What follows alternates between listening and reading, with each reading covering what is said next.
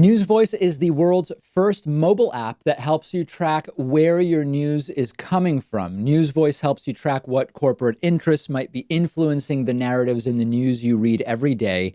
Arm yourself against corporate media monopolies by downloading the News Voice app for free using the link right underneath this video.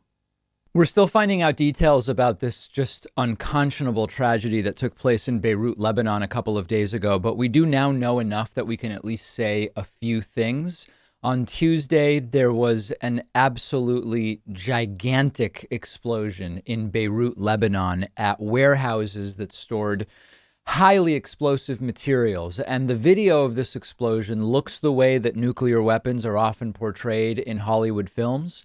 And it was, in fact, one of the largest explosions, essentially in the history of humanity. Shockwaves smashed homes and ripped off building facades. And so far, the death toll is at 157. Now, just yesterday, it was at 113, so it's climbing rapidly. There's another 80 people currently unaccounted for, ominously, and more than 5,000 people have been injured. But those numbers are probably a fraction of what ultimately is going to be uncovered, tragically.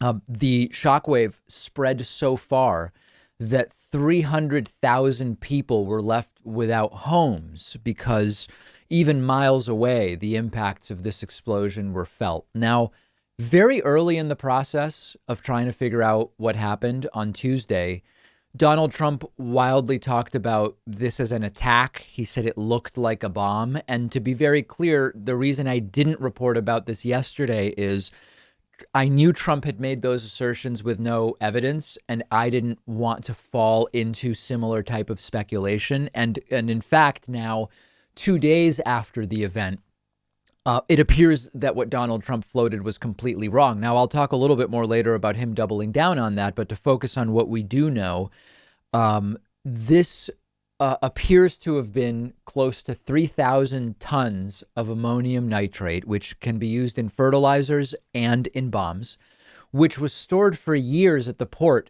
in Beirut, Lebanon, after being seized. Now, it was stored incorrectly, it appears, without the proper safety measures. And so far, it looks like inaction and negligence are to blame for the explosion.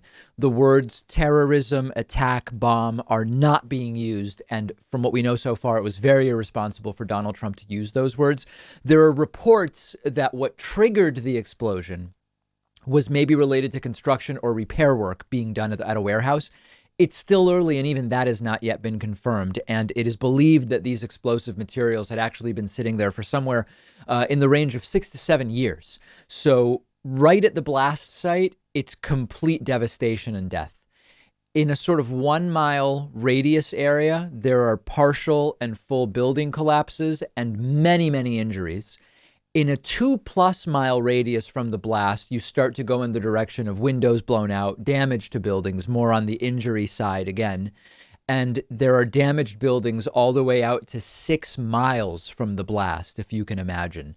So this is now a full-blown disaster zone. It's a catastrophe. Humanitarian groups are trying to get into the area to provide help, other nonprofits. And of course, everything is in the context of coronavirus.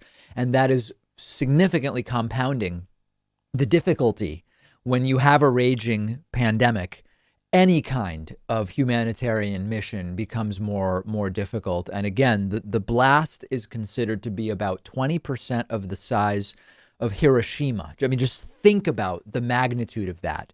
Now, again, there is almost no important global news story in 2020 in which our president does not become a reckless participant. And case in point, calling this an attack early, floating the idea of a bomb, was completely irresponsible. At first, it seemed maybe he was leaking information from a classified briefing he had received. Maybe he knew something that had not yet been made public. He didn't. He was just wildly speculating, again, showing that there's a level of irresponsibility that he just can't get away from as president of the United States. And I'm going to talk more later about Trump doubling down on it. But instantly you have right wingers posting everywhere on the internet. It is an attack because of what Donald Trump said. The reality is that we probably still don't know the whole story.